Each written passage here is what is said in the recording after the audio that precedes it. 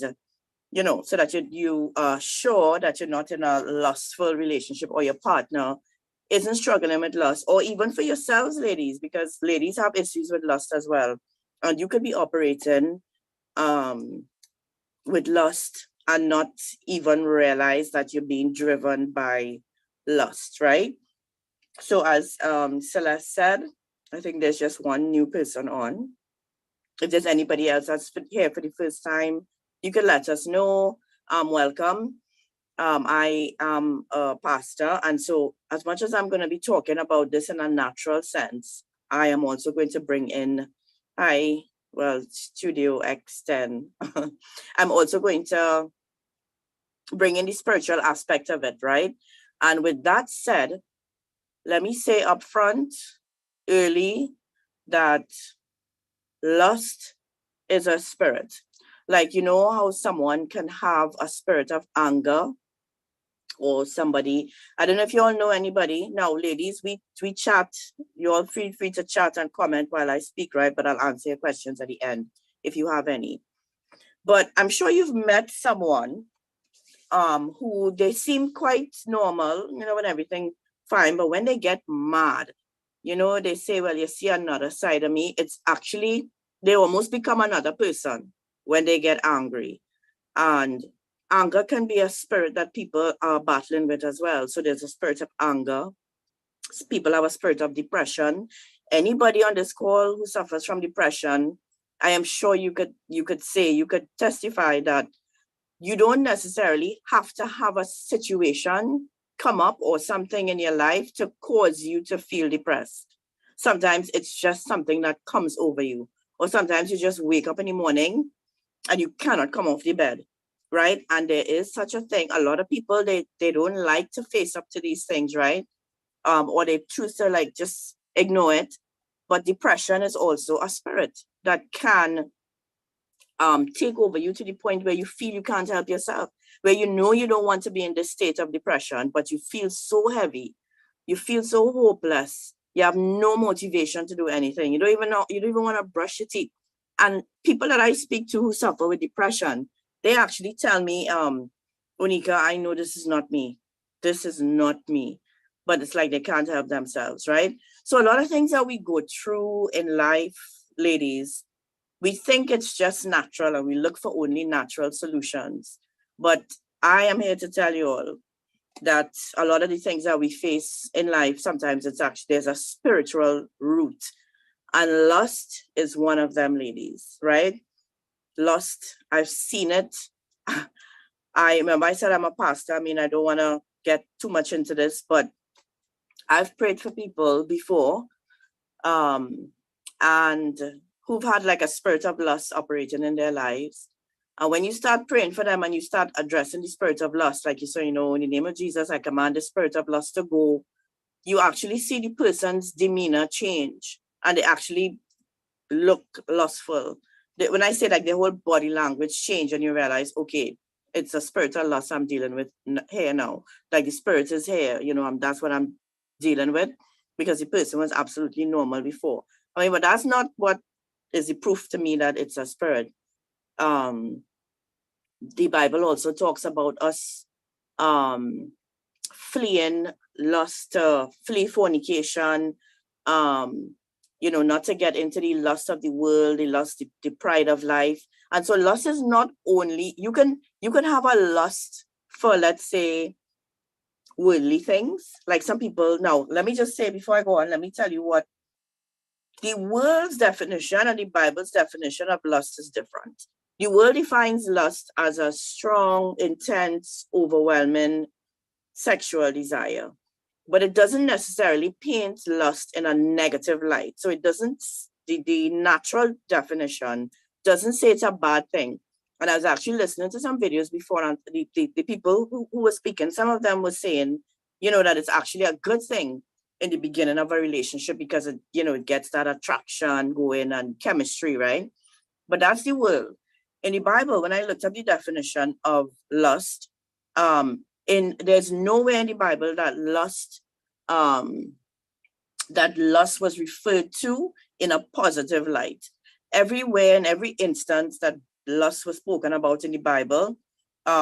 We were warned to not lust, and was also, in most cases, talking about sexual desire, and certainly not a positive thing in any way, form, or fashion. So if you were under the impression that if I could that lust, I have this kind of lust, I have this intense, overwhelming sexual desire for my boyfriend or even my husband, because we're going to go there, and you might think that it's, that's natural, that's how it's supposed to be.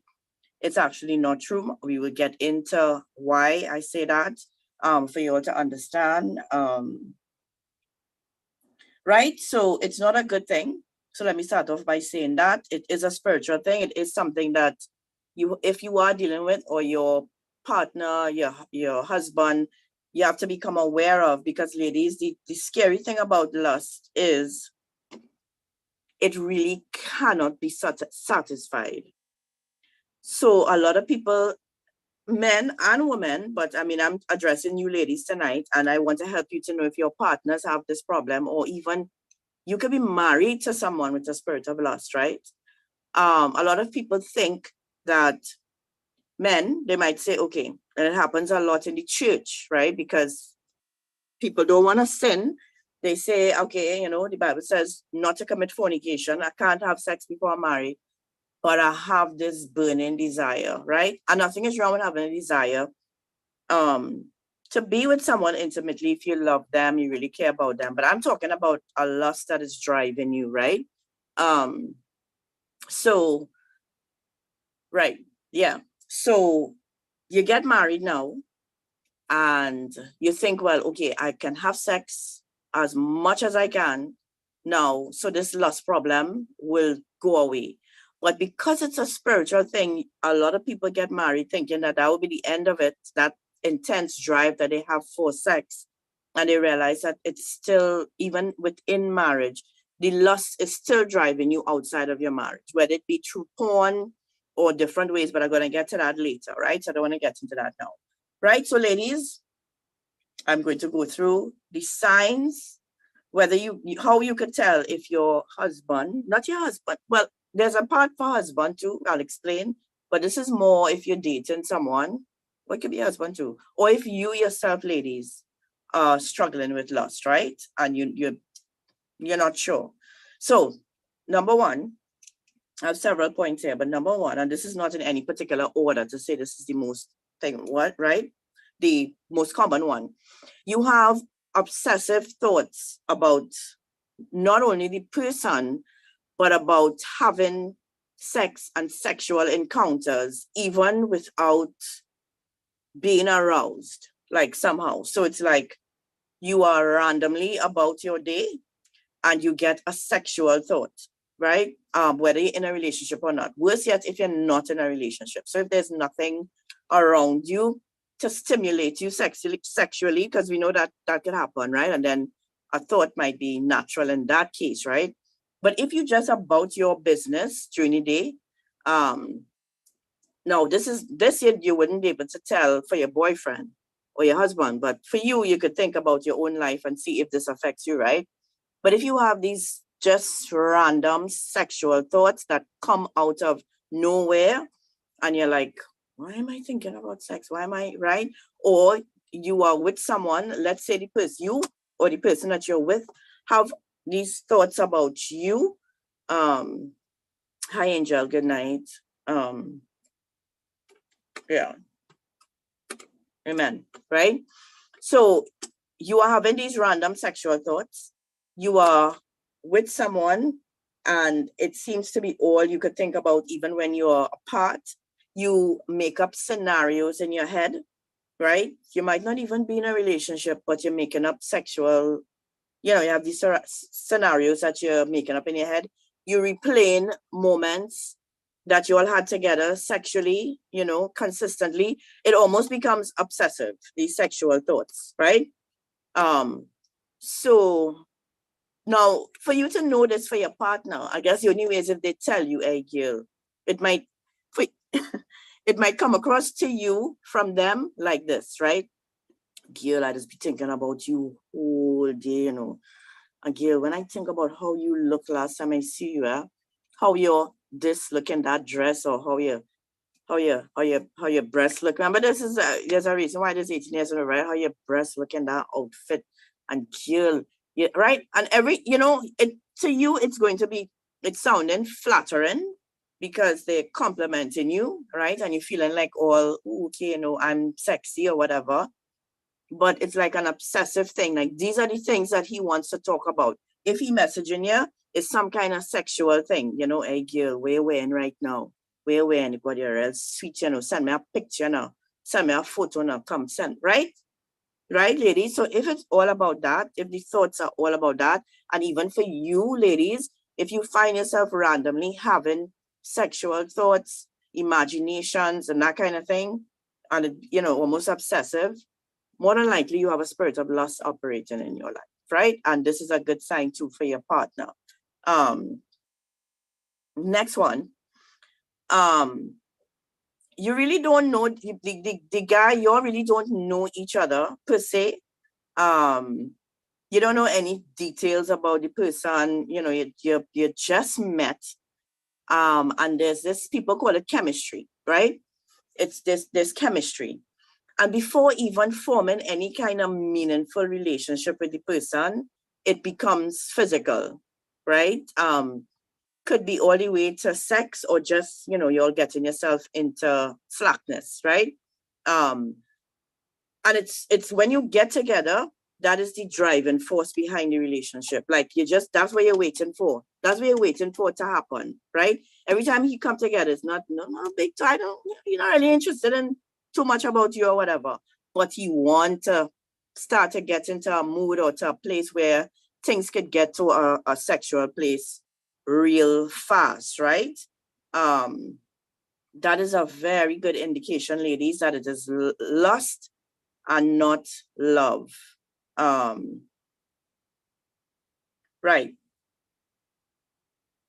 Right. So this is another thing you have to look at, ladies. Now you think about it, right? The person is behind you. Okay, it's one thing when you meet somebody and you really like them, you want to get to know them. But when lust is driving that desire to know the person, to get close to the person, they will do everything quick, fast. Because their attraction towards you is sexual, right? They're being driven by lust, and they see you and they like you. They want to, or you're just in their space, you're a female. For some people who have a spiritual lust, it doesn't even have to be that they think necessarily that you're all that physically attractive, but once there's an interaction with the opposite sex, because there's that spirit operating in them, you see the difference in how they interact with ladies, right? The man demeanor changes immediately as they see. All the time they're normal, talking to their friends or whoever, but when a female come up and talk to them, the whole body language change, the way they start to talk change, and they drop their tone, they start going to flirty, charming mode, right? And that's for every female. But if the person is really interested in you sexually, like they like, whoa, this girl hot or whatever, she's sexy or whatever, get to know her, right? It's going to be fast. It's going to be quick. It will be like they literally hunting you, right? Hey, where you right now? I want to meet your girl. Where you, right? And they will try to woo you quickly. It will be like a mission to get close to you, right? And they will do what it takes in the beginning of the relationship, right? Or the friendship. They will do whatever it takes in the beginning to get you to let your guard down, because all they want to do is eventually get into a sexual situation with you, right? And so it will be fast. It will be, just they'll be coming at you. And as women, especially if you're not in a place where I would say you have self-worth, or you feel the need to feel loved by men. Maybe you didn't have a good relationship with your dad, and you're looking for love in all the wrong places. When a man comes and is giving you that kind of intense attention and complimenting you, and let's say showering you with gifts and calling you every minute to spend time with you, that feels good. And if you're somebody who's looking for just wanting somebody to love and affirm you, it's going to be hard for you to reject that. It's even if at the back of your mind you're thinking, but why this man so desperate to see me? You really like me, boy. It'll be hard for you to turn that away, because that's the thing you actually want the most, You actually want somebody to make you feel valued, to make you feel loved, to make you feel attractive. And so you will go along with it, right? But that is a good indication in the beginning stages. Not now, if somebody comes on to you like that and it's just that they've probably really like you and they want to get to know you, it doesn't get a sexual thing, fine. But when, in this case, when they do get you, let's say you all start to play handsy bandsy, you ain't go to sex right away, right? They'll kiss up and feel up in the corner here, there, or if every opportunity you all get, you go in a dark place in the car. Every time you're in the car, there's an opportunity to do something, right? And then maybe eventually sex, right? Once that happens, the intense hunting, like how it used to seem like this man real hunging me down, boy. You know, people say that ways that is going to stop. It's no longer going to be intense like that, because I mean, he already get what I don't say he will stop having sex with you, but it wouldn't be no big. He don't get through then. Well, I get through. So the hunt is over. And there are some men who are hunters like that. They see a victim, they see a prey in a woman who just want that kind of attention, and they go at them hard. But when they get them, you know, things start to cool down. They have sex with you once, twice, three times, whatever. It seems like it's going good. But because it is lust, ladies, he's not satisfied with you alone, right? And then what you'd find happening with a spirit of lust, you might even find the person within the sexual relationship, right?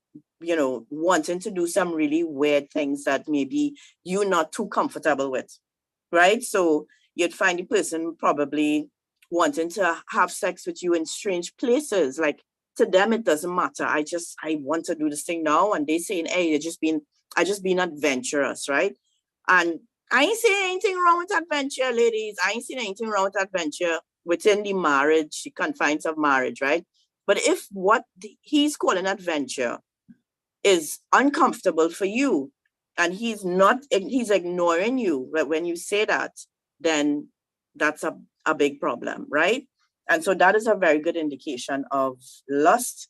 When it seems like it's a good thing and the person can't keep their hands off of you, but it's just lust, right?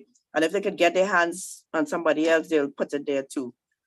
When it's lust, ladies, it's all about them. It's all about them. Lust is very selfish. Lust is about what I can get. That is one of the biggest differences between love and lust, right?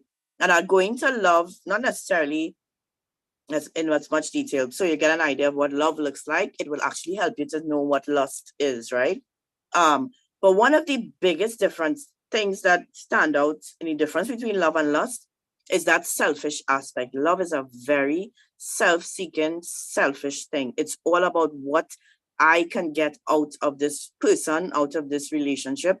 Lust does not consider the other person. It does not consider their feelings. It has no respect for their boundaries. So let's say you got into a relationship with someone and you had certain boundaries and you tell the person about it. Lust has no respect for that. Lust does not care. Lust is not interested too much in you and your boundaries, is what I can get. So lust is a very selfish thing. And you will be able to spot that in your relationship with someone. If the person is self-seeking and not willing to compromise at all, they almost at no time do they put others before themselves, right? It's all about what I could get. And that could show up not only sexually, that shows up in other areas too, in material stuff. People could have lust over material things, and you could tell when somebody's lusting for the things of this world and material things, right? It's just me, what I could get, what I want, right? Right. This is another thing. And again, women who are vulnerable fall prey to this, right? A man who is, let's say, being driven by lust and really just wants to get into a sexual relationship with you. Now, let me say this before I go there, right? Somebody who's driven by lust can really like you, right? Let's say there are some men who just come out to use you, right? And lust is what causing them to do this. But let's say you meet somebody and they're battling with lust, but they really do like you. It's still going to end up bad, but it could end up in that kind of scenario, it could end up more long term. So you end up being with that person for a longer time because you do form some kind of connection outside of the sexual, but you'd find that that will constantly be a hindrance in your relationship from moving forward, right? Now, if the person says, this is the next one, right? If the person is quick in the early part of the friendship or relationship, they say, I love you, right? No. The only thing that has to happen to lust is it has to be cast out or dealt with. It can't turn into love, but somebody who starts off with lust can change, yes, if they get help for themselves, and eventually love, yes, right? But we'll get into that at the end, right? If I don't answer that question properly, the person who asks that, please remind me, right? Because it's a good question, right? So they come out very quickly and say, I love you. A lot of men, players, people who are driven by lust, they know, first of all, they know how to spot a vulnerable woman, one who might be weak and fall prey to their tricks easily because the person is insecure and really just looking for the first man to say, I love you, right? And they will say it for you. Ladies, they will say it early. So much so that I just remembered something. I remember when I was in secondary school, I was probably in Form 4, right? And I was in a maxi. And the conductor, well, I mean, I don't know if conductors is a big thing now, but like in my day, girls used to track the conductors, right? The conductor was cute, you know. Yeah, any people in that age bracket like me who know about when Maxi now come out and girls used to run down the conductor, right? Anyway, so I had this Maxi, a popular Maxi, and the conductor, I knew him because I'd take the Maxi often. I don't think I even knew his name. When I say knew him, he know my face, and if he see me, he would stop, right? That was like the big thing too. You don't have to pout your hand, right? If the Maxi know you and they know you coming, they keep in room for you. They know who they're picking up, right? I went to school in Diego Martin Secondary. So on the main road. And so I knew him and like know his face, know that the Maxi, if he stop, he say, hey, you know, come in, whatever, not by name, whatever. One day he come down in the back of the Maxi and, you know, small talking, laughing and saying, and he was whispering in my ear how he loved me and he gave me a dinnerment paper saying, I love you. Listen, no, everybody reaction different to these things, right? When he told me that, I got scared. I literally got scared because I knew he don't love me, right? So I was like, what the heck in my mind? I actually got scared. I was like, where this going, right? Used to take the old Maxi.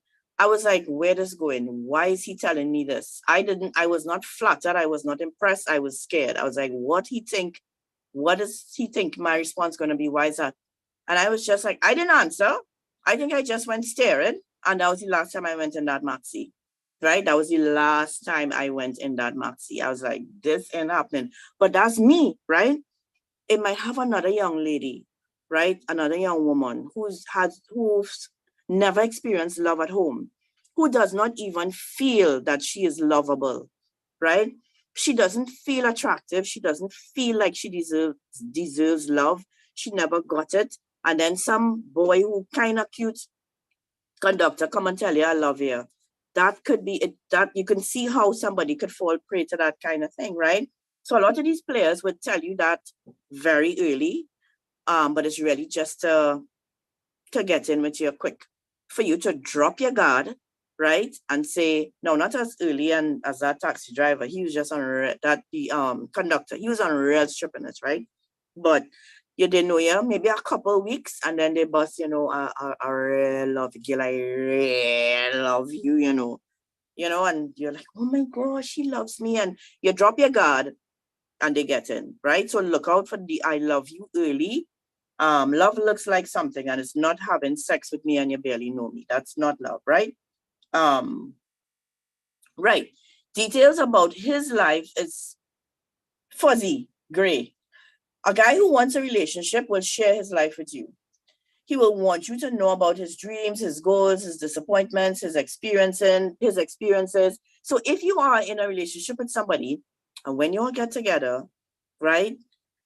There's the conversations are shallow, never gets anywhere. You don't know anything about him. He don't really know anything about you, but yet you'll still always end up in a car somewhere or in a bed somewhere. You understand? But when you go home, you're like, you know, that was good. I had a good time, but I don't know nothing about him, and he don't really ask me anything about, you know. So everything about him is vague. He don't get anything too personal, right? It's just he tried to keep it as surface as possible, because the truth is he don't really want to go deep, because he have no intentions of forming any kind of meaningful relationship with you. He not looking for a wife. He's being driven by lust.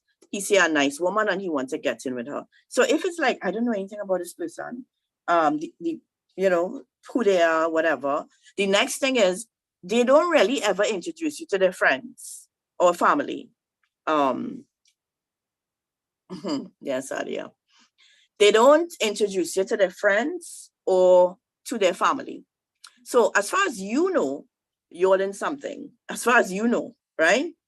And you might tell your girlfriends, girl, I meet this fella and he does that. Oh my gosh, he's so nice and he just do this and we just do that or whatever. But somehow your friends never meet him. Like he don't ever, like if you say, hey, come now, I want you to meet my best friend or whatever, he can't make it, right? Or if you ask him about his friends and his family, it's always an excuse. So there's no real connection, right? So it's almost like you in this thing by yourself, because your friends, they know he exists, right? Because they hear you talking about him, they know he real or whatever, your family, but there's no solid connection, right? Correct, exactly, right? So it's like, it's almost like a secret relationship. Not that it's a secret, but it's just that the person have no intentions of carrying you to meet his mother or father or anybody, because he know this not going anywhere. Because he know that after a while, you know, on to the next woman, right? The person will not open up to you emotionally.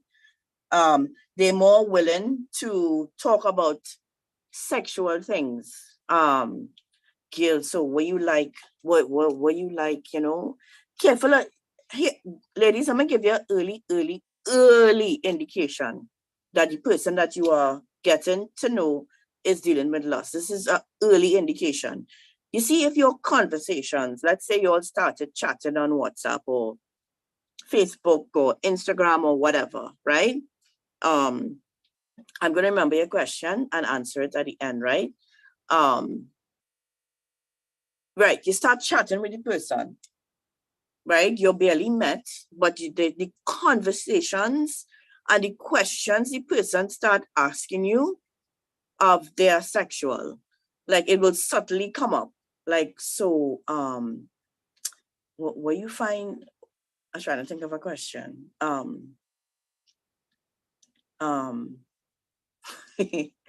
know.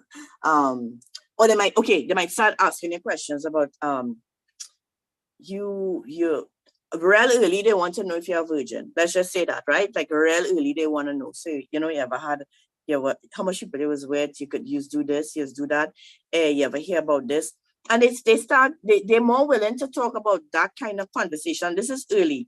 If the person is bringing up sexual things in a conversation and asking you personal questions that deal with that aspect of your life, those are things that you should only be getting into with somebody that you are seriously, in fact, not even dating, to your fiance. You know, if you want to, you know, even with a third party, you want to start talking about certain things, fine. But if I talk about real early, in the first couple of weeks, they start, conversation has gone sexual. So let's say this is if you're chatting more than actually meeting in person, bet your bottom dollar that man is interested in one thing, right? If the conversation, nothing about, hey, so what school you went to, where you like to eat, what's your favorite color, but asking you, what's your favorite position, right? Ladies, come now, right? If that's what he asking you, obviously you know what he interested in, and it's not you necessarily. It's more your body, if anything, right?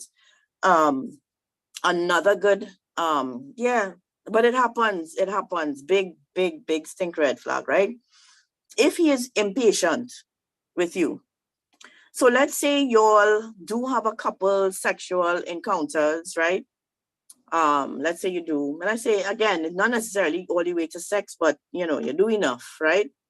And you reach to a place where you said, you know what, I'm not comfortable with this anymore. I didn't really want to go this way, you know. So let's slow it down, right? Let's say you realize things start off hot and sweaty, right? So let's say you're in, excuse me, in the early stages of a relationship with the person, and the relationship start off hot and sweaty, but you realize that I don't want this anymore. I don't want this to turn into, let's say you haven't had sex yet, but you came close and you say, I don't want to get there.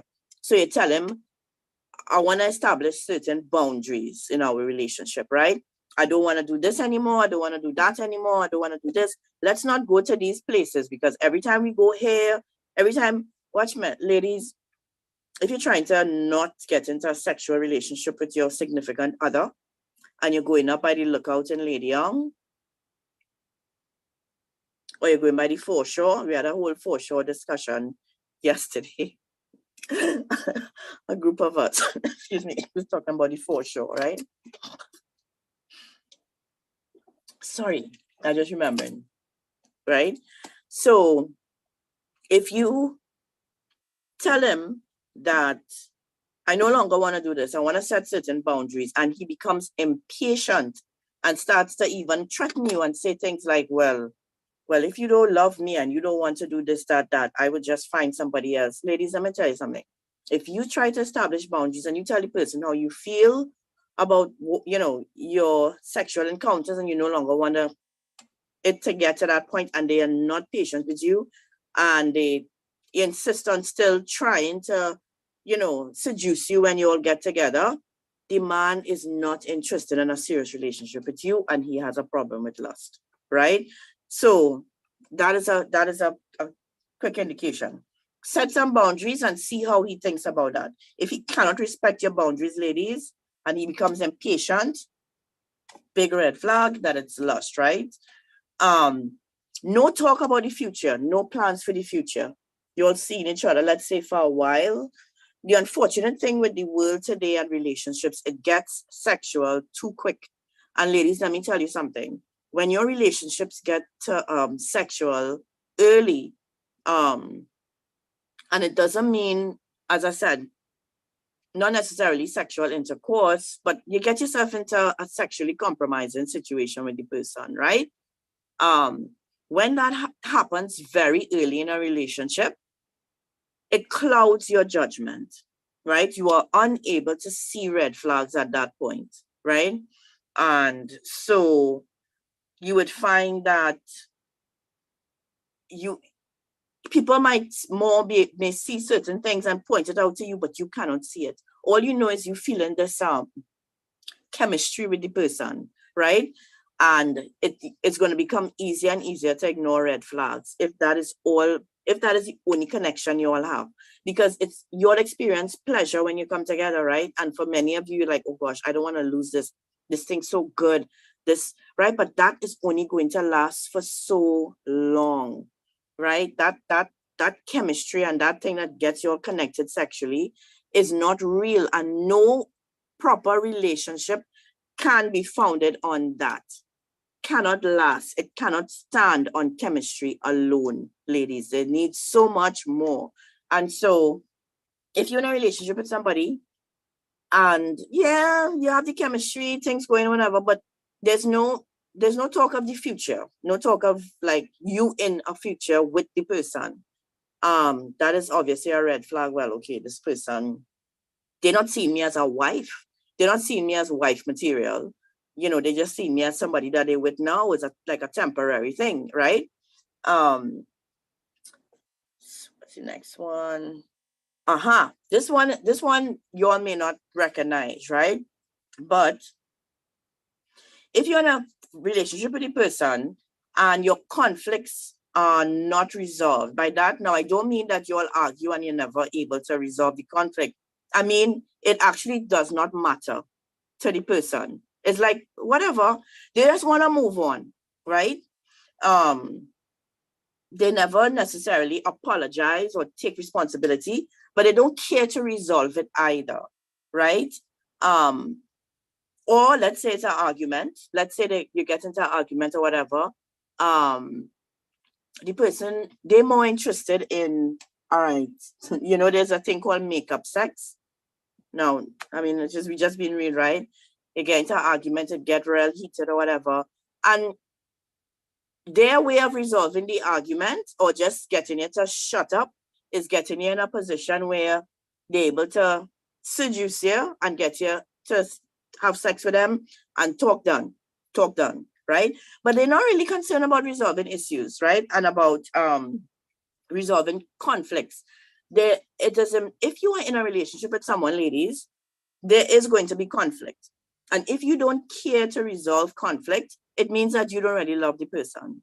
Because when conflicts come up in your relationship, you have to work it out to move forward. If these things just stay hanging there, whatever issues come up, it's just going to keep piling up. And so any two responsible adults who are in love with each other will want to resolve these things. But somebody who really doesn't care about you in that way actually really don't care to work it out. It's actually like whatever for them, right? You do argue and fight or whatever, but you know, if you don't come to a solution, it's like whatever, you know, once I could be with you intimately, that's what they're concerned about, right?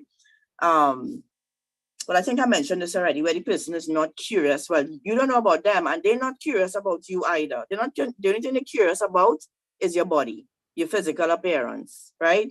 Always talking about that. They don't really care about the thoughts in your head. They care about the outward, right? Right, so those are some of the things. Let me just see if I missed any.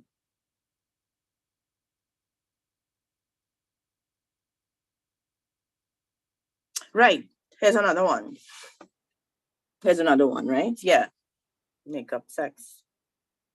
The person is with you and you notice, ladies, do not turn a blind eye to this. This is gonna, it's early red flags and things that could save you from a really painful, long relationship that's gonna go nowhere.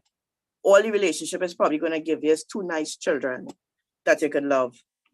But aside from each children, plenty heartache, plenty pain, plenty depression, maybe some lash here and there, right? So these are early things that you could look out for to save yourself from this type of man in your life, right? If you are with the person, ladies, this is another one that is really good indication and it don't take much to spot, right?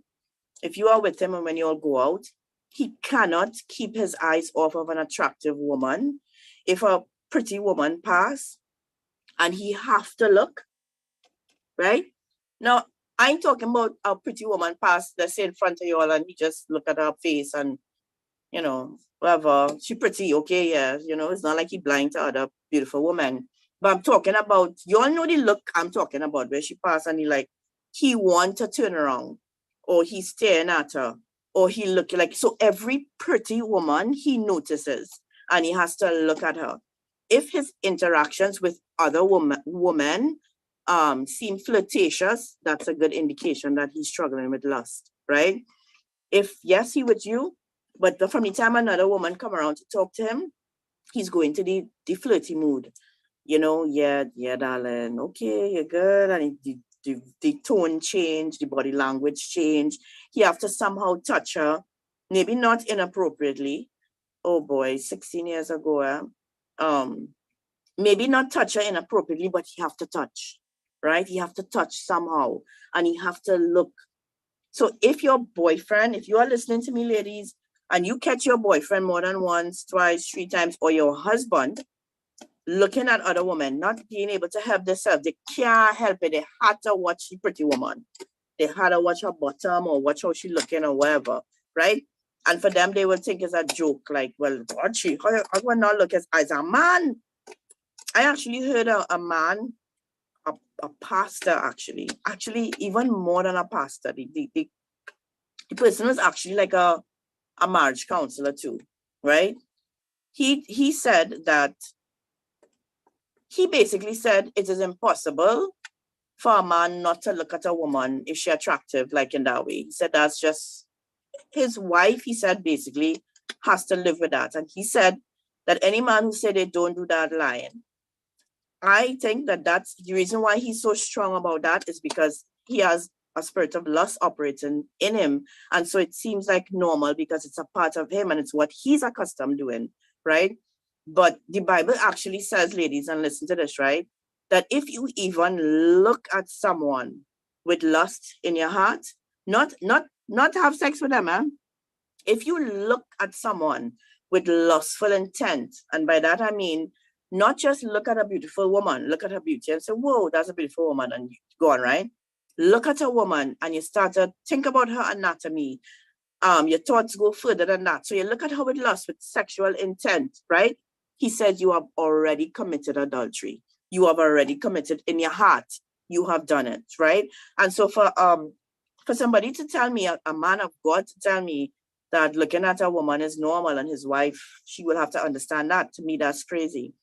And so as men, it is a struggle for them, but they can control it, right? They have power over that and they don't have to succumb to the spirit of lust.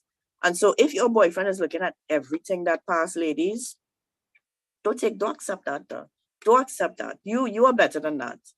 You deserve somebody who, I don't want to sound naive in saying this. I'm the least naive person in the world, but that they only have eyes for you. So it's not that they don't have other beautiful women. They know they have other beautiful women.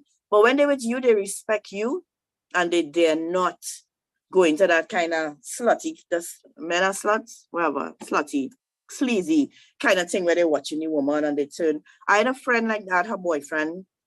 I used to hate to go out with them. I used to feel so uncomfortable. I mean, I was young and I wouldn't speak up at that time.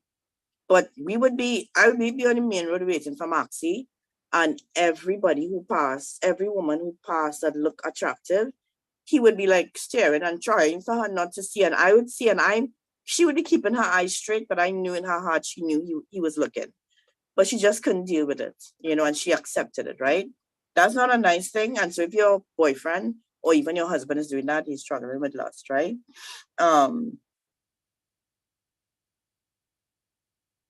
Okay. So, right. So here it is, right? Let's say, so I said I was going to address this later on. You can be married and your husband or you can have a spirit of lust. And it will show up in the marriage. Is going to be different to a lot of the things that I mentioned here because there's no dating. This is your husband, right? You all live together. You all can have sex morning, noon, and night. But here how lust can show up in your bedroom as a married person, right? I mentioned it earlier. A lot of men, I don't want to call a percentage, but a lot of men and women look at porn, and at some point in their life, they were addicted to pornography. I know married men from counseling couples. I know that there are many married men who look at porn, right? Ladies, if you are married and your husband looks at porn, he has a problem with lust. And I'm telling you, some women accept it. Some women say, well, is he doing nothing wrong? Is he watching up? Nobody sits down and puts on a video, tell me a video. Where have I gone? Why am I revealing my age? A video, yes. Wow. Nobody gets on their phone, right, to look at porn just because this is just my form of entertainment. You are watching two people having sex and you are going to get aroused by that, right? And so you might say, well, okay, when he get aroused, he coming by me.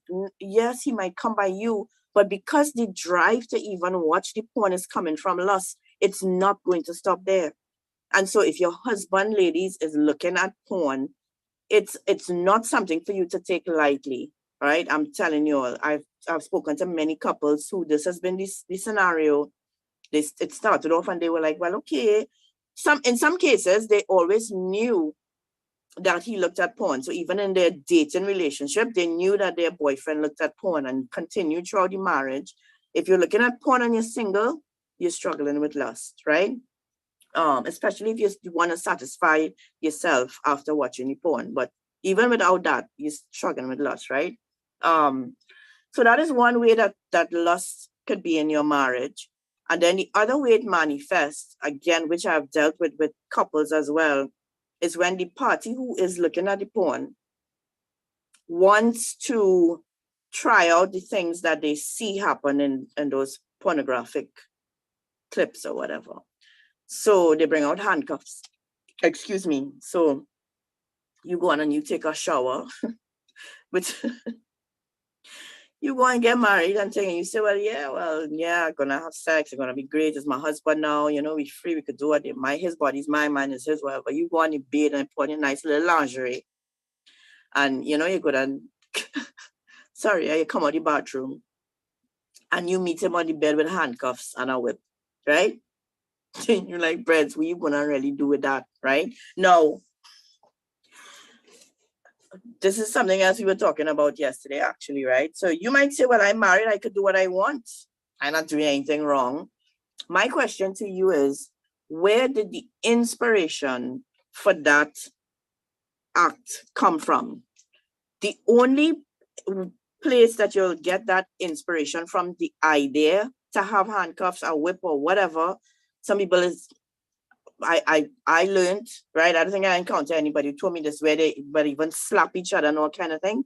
It's from pornography. But it has become so much a part of you and your mind, and because of the spirit of lust that came on you from pornography, that you actually think that those things are normal and acceptable, right? What were handcuffs made for? To restrain criminals. It's something that you use, police use or whatever, for people who are out of control. Why am I restraining my wife or husband or whatever, you know, why? Think about it. The root of it comes from an evil place, right? And so they might have a couple and they both into it, right? They both into it, to those types of things. And so nobody's disturbed by it. All it means is that both of them dealing with lust. That's my opinion, right? Because those things, to me, have no place in a bedroom, right? I'm not saying you have to be rigid and boring, but I know where those things come from, right? But you will see, I know of a couples who their marriage broke up, they divorced, because the man was insisting on doing certain things with his wife that she just was not comfortable doing. Crazy stuff, right? And when she objected, it caused obviously a problem, right? And not immediately, but over time, a long time, the marriage ended, because that was one of the main reasons. But here, how you know that that is also lust and not love. He ended up having an affair, right? And you might say, well, the man ain't getting what he wants. It's not that she wasn't having sex with him. She just refused to do certain things that she was not comfortable with. Now, if you love someone and they tell you, well, I'm not comfortable with it, you are supposed to respect that person and how they feel, and not be willing to, how to put it, to cause them to defile their own identity, to do something that is not them. So it's like they literally have to step out of who they are to do this thing. And if you really love somebody, you will not want to put them in that position, right? And in a case like that, if those things are showing up in your marriage, I think you need to get help for your husband, right? In regards to, like, some people might say, well, what do I, which again, we came up yesterday in our discussion, right? What is right and what is wrong? How do I know how far to go? What is acceptable and what is not in the marriage bed? And those are things that you should discuss as a husband and wife. But if one party is not comfortable with something, I'm saying the other person should be patient. Maybe some people could take it overboard. Maybe there's some people who might be boring, and the other person might be saying, oh gosh, well, I want to try this and that. That's something you're going to have to work out, with each other. Maybe you could get a counselor involved if you want, but that's a tricky thing. I can't see no man wanting to get a third party involved in that discussion. Maybe women might be more open, right? But you do have to respect each other's boundaries, even within the marriage, because love supersedes sex, even in a marriage. A lot of men use the Bible and quote the Bible and say, well, your body is mine and mine yours, and the marriage bed is undefiled, so we could do anything and everything or whatever. Love supersedes that. And if what you are doing is not love towards your wife or husband, that's in your case, then It's being driven by a desire, a lustful desire, just to fulfill a desire. Remember, I said one of the things that lust is extremely selfish and self-seeking. It does not consider the other person because it has to be satisfied at the risk of hurting the other person, right? Or using the other person. So that is within the marriage also. So pornography, if your husband looking at a woman, right? What was the other thing that I said? Pornography, looking at other women. Pornography with any marriage, trying to get the wife to do exploits, right? That she's not comfortable with and he's not willing to compromise.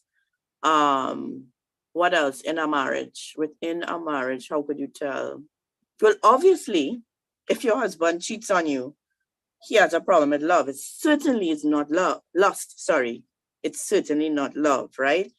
And I said this earlier, that a lot of people, Christians, this only happens among Christians, get married quickly, or they get married with a burning desire to have sex, which nothing is wrong with, because even Paul said, correct, even Paul said, if you're burning, get married, don't sin.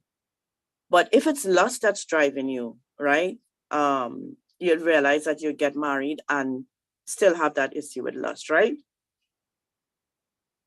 If you all could think of other ways lust could show up in a marriage, you could let me know at the end. Porn kind of became certain.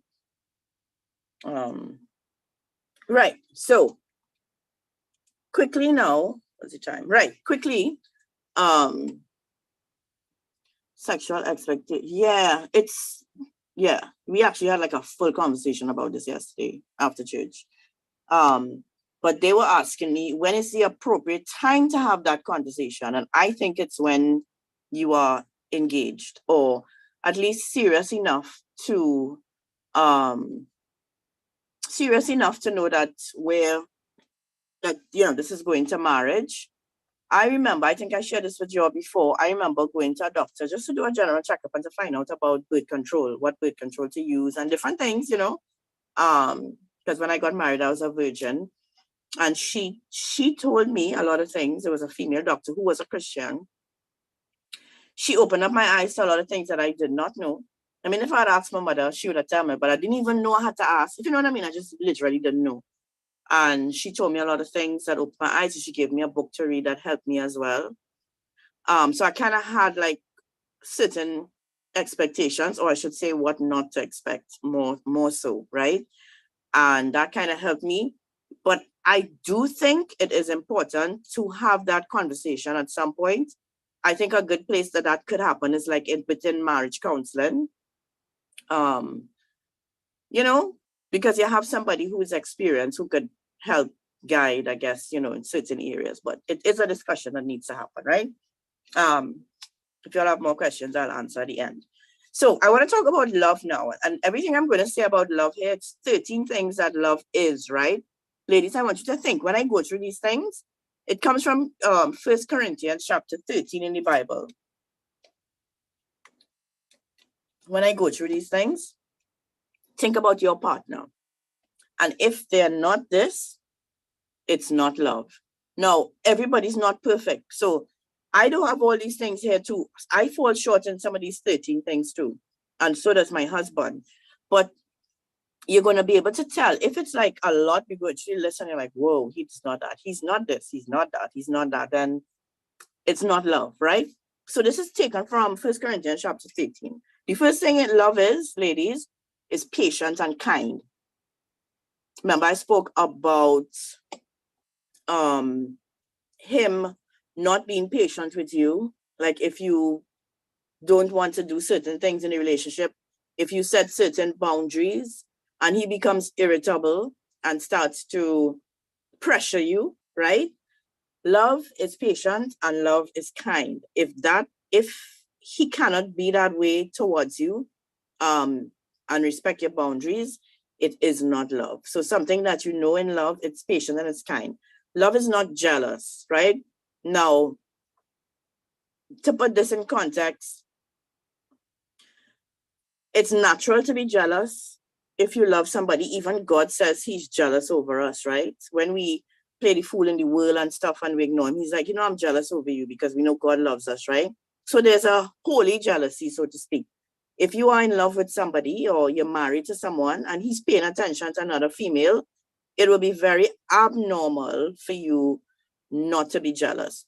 So this saying love is not jealous here. It's talking about looking at what other people have and having like a jealousy for them. It's talking about that type of jealousy. Like, and this happens in relationships too. Like you actually jealous of your partner. So let's say they get a promotion, or let's say people gravitate towards them more than you. People always like them. People always, and you kind of have this jealousy for them. It happens in relationships. But this jealousy here is talking about that type of jealousy, right? Not the jealous thing that comes from really loving someone. That's very natural. Love is not boastful, ladies. So if your boyfriend or husband is always boasting, that's not a characteristic of love. Love is not proud, right? Love is not proud. It's not a prideful thing. Again, so if that's a characteristic in your significant other, that is not love. Love is not rude, right? So if the person is being rude to you and then trying to ignore it, and then just, it all comes back to the physical, but they're rude when they don't get their way, which happens a lot of times, that is not love, right? Love does not demand its own way. We spoke about this early with lust. Now, this is the Bible's definition of love, right? There's no better definition of love that I know than this 1 Corinthians chapter 13. Love does not demand its own way. And I spoke about this. When they do not care about your feelings, they don't care. It's just about me. It's lust, right? Love does not demand its own way. Love is not irritable. Remember, we spoke about the irritable, so I don't need to go into detail again. Love is not irritable. I'm literally, the things that I said before, I did not get those points from the Bible. Some of them I wrote down from experience, and some I got from other sources. But it just so happened that a lot of the things that lust is, clearly you've seen here that love is not, right? So love is not irritable. Love does not keep record of wrong. Ladies, I think the ladies have a bigger problem with this than men. I could be wrong, where you can't let things go. You're bringing things back up. As I'm saying, men do it too, but that's not a characteristic of love, and that's not a natural thing. That's actually something that people think is normal and acceptable in a relationship, and it is not, right? Love forgets easily, right? So if you really do have love, you forget easily. You don't have to bring things up. And something I always say too is that, once I know that this person really loves me, there are certain things that I don't have to figure out right away for me to move on. So I don't have to get an answer or have to know exactly why and when and how for me to continue to show you love them. Some people withhold love from someone until they get answers, or until that's not love, right? And love doesn't keep record of wrong.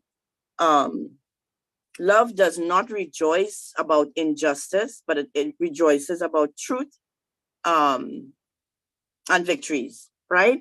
So when something bad happens, if you say, aha, they deserve it. Ha, finally, they get what coming to them. That's not love, right? That is not love. Love never gives up, right? Love never gives up. Sometimes though, ladies, you have to love yourself enough to give up, eh? Don't take this the wrong way, right? And say, oh, love never gives up. I will keep trying with this man. So you're getting hard, lashing your head, and you're saying, I'm never giving up, right? Or you horning you every other day and you're saying never. You have to love yourself enough to know when to give up, right? But we know what this is talking about here, right? Love will always give people second chances, right? But there comes a time where you have to love you. In fact, you always have to love you. You have to love yourself as well. And some women neglect themselves and take crap from men, right? And they end up in situations, right? Love never loses faith. So again, this is not talking about necessarily. Actually, you could let somebody go. You could break up with somebody. You could you could have friends that you let go because you realize they're no good for you in your life and they only influence you to do wrong. You're always getting yourself in trouble, or it could be a partner. But it doesn't mean that you lose faith or hope that they could change one day.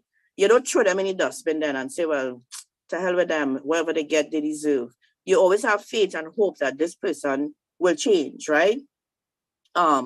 Love endures through every circumstance, right? And this is something that's important in marriage, that you don't just give up when circumstances come, because times get tough in a marriage. And if you just give up, then, how is that love? And so love endures through every circumstance. I would encourage you all to read, it's second or first, what I'm saying? 1 Corinthians chapter 13. Let me tell you all what verse. That's where I got everything I just read there. This is the Bible. Very practical, very real. What is wrong with this? Right. 1 Corinthians chapter 13, and it's from verse 4 to 7, thereabouts, right?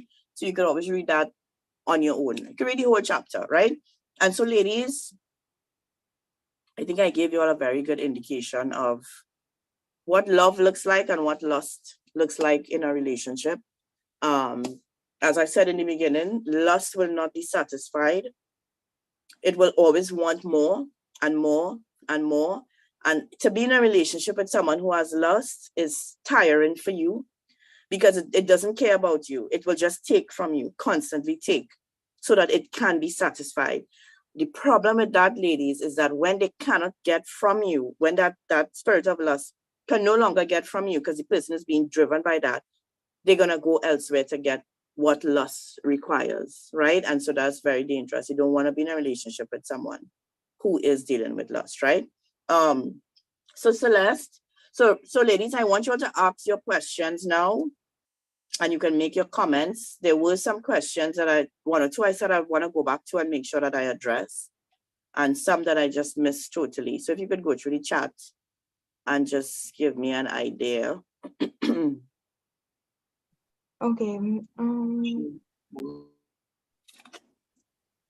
It should have topics or a session on what. It should have topics or a session on what women should look for in a relationship and how to be prepared. Gosh, we've done a million of those. Plenty. If you go on the YouTube channel, you'll see we did that like 100 million times. I mean, I exaggerate them, but yeah. Next verse. Good night. Good night. My mom was listening and she have a question. Is it okay if she asks the question? Sure, of course. Okay, hold on. Good night. Hi, good night. I have a question. The question is that you said just now that you got to come, what First Corinthians was saying, you have to love and you have to continue to love. But how can you tell me exactly how you could love someone who continue hurting you, adultery, and you have been married to them, and they treats you like worse than the